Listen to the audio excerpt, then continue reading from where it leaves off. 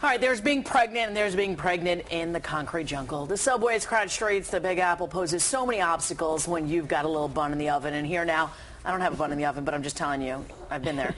To help us navigate New York City while pregnant is women's health and expert and certified nurse midwife Elizabeth Stein. Welcome. So nice to have you here. You know, you've delivered so many babies in your 25 years as a midwife, and you say women in New York, really, they often feel unprepared when they're traveling in the city, pregnant. Why do you say that?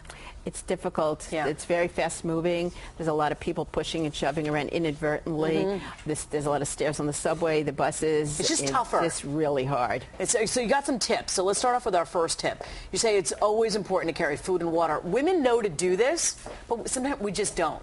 Well, you need to when you're pregnant. Yeah. You need to eat approximately every 3 hours. Wow. Within 30 minutes of getting up in the morning and all day long. So you're basically grazing, not eating 3 big meals a day. Okay, you that's need to good. drink lots and lots of water, about 2 liters a day. Also, when you feel nauseous, especially your first trimester, you don't feel like eating, but you're like, Not you at all. have to. You have to.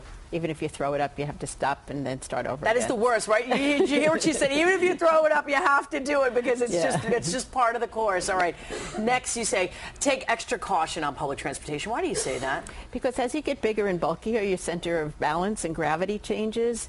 You know, you're gaining 25, 35 pounds, Right. and basically a hormone called relaxin kicks in towards the end of pregnancy when you're big and bulky, and so that you start to wobble. It softens your pubic bone. And you can't see your feet, and that's the worst part. That's exactly right. You start to wobble, and you go to look down to regain your center of where you are, and you can see past your belly, and you fall. So you need to hold on. You need to wear stable shoes. You really walk slowly. Be at the end of the line. The best is when you're trying to look cute and you're pregnant and you got high heels on. At some point, I tell myself I can't do this anymore. I just got to go with sensible shoes. Yes. Just do it in sensible shoes. All right, this is something that, especially in your early trimester, people don't know you're pregnant, but you're saying don't be afraid to ask, especially when you get on public transportation, to ask for a seat. Yeah, that doesn't always work, but it's okay to try, especially if you're feeling nauseous. You start throwing up, everybody moves anyway.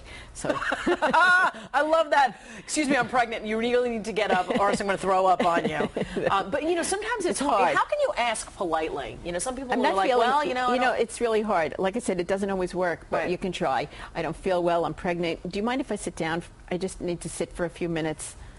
Sometimes it works. When you're visibly pregnant, people are a little bit more receptive. I notice more men than women, more older women. Some women are just brutal. They do not care. Yeah, but some of the older women who are mothers and grandmothers, I notice they're getting up really quickly for pregnant women.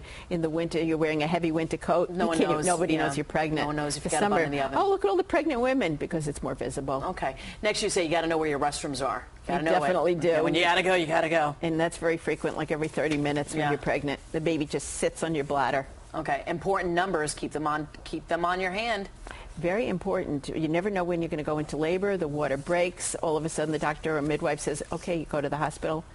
You need to call everybody, especially the babysitter, your husband, all of it, the dog walker, all of it. Really important. Yeah, and of course, keep your insurance on hand. Elizabeth, thank you so much for coming in. For more information on navigating NYC while pregnant, log on our website, WPIX.com or Pix11.com. We'll be right back.